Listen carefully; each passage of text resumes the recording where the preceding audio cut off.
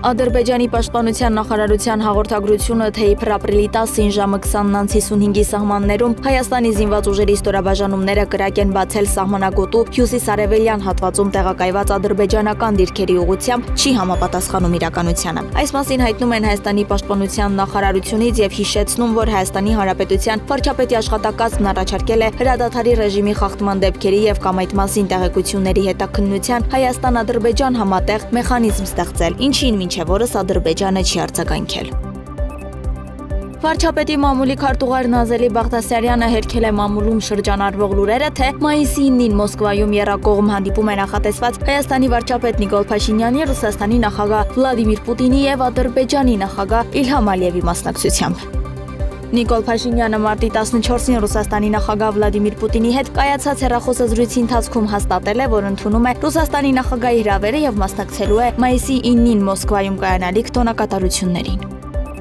Արտաքին գործերի նախարար Արարատ Միրզոյանն աշխատանքային այցով Անտալիայում է ապրիլի 12-ին նախարարը Անտալիայի դիվանագիտական ֆորումի շրջանակներում Ադրբեջանի եւ Վրաստանի արտաքին գործերի նախարարների հետ կմասնակցի Հարավային Կովկասում տարածաշրջանային գործակցության մարտահրավերներ եւ հնարավորություններ պանելային քննարկմանը։ Հայաստանի ազգային ժողովի փոխնախագահ Հայաստան-Թուրքիա հարաբերությունների կարգավորման գործընթացում Հայաստանի հատուկ ներկայացուցիչ Ռուբեն Ռուբինյանը Անտալիայի դիվանագիտական ֆորումի շրջանակներում հանդիպել է կարգավորման գործընթացում Թուրքիայի հատուկ ներկայացուցիչ Սերդար Քլիչի հետ։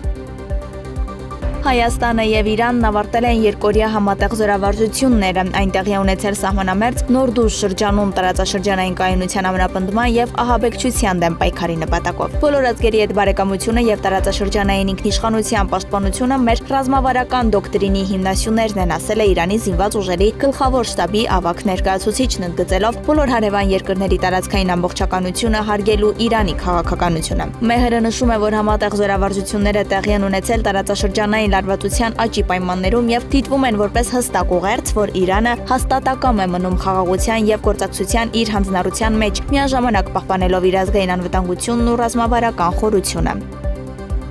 Հայաստանն ու Ադրբեջանը միշտ կարող են օգտագործել Վրաստանն իբրև երկխոսության հարթակ, հայտարարել է Վրաստանի արտաքին գործերի նախարար Մակաբու Ջորիշվիլին եւ նշել, որ Վրաստանը կարող է իր ներդրումն ունենալ Հայաստանի ու Ադրբեջանի միջև հակամարտության կարգավորման խաղաղության համաձայնագրի ստորագրման հարցում, նպատակ ունենալով տարածաշրջանում կայուն խաղաղություն ապահովել։ Հայաստանի արտաքին գործերի նախարարի տեղակալ Վահան Կոստանյանը հանդիպել է Թուրքիայի արտաքին գործերի նախարարի տեղակալ Այշե Բերիս Էքինջիի հետ։ Քննարկման ընթացքում անդրադարձ է եղել Հայաստանի եւ Թուրքիայի միջև հարաբերությունների կարգավորմանը, նաեւ հնարավոր գործակցության նոր ուղղություններին։ Հայազգի падգամավոր Խոսե Լուիս Սաջյանի նախաձեռնությամբ Ուրուգվայի ներկայացուցիչների պալատի նիստի ընթացքում падգամավորներն անդրադարձել են հայոց ցեղասպանության 110-րդ տարելիցին։ Նրանք անդրադարձել են նաև Լեռնային Ղարաբաղի ժողովրդի էթնիկ զտմանը, Ադրբեջանում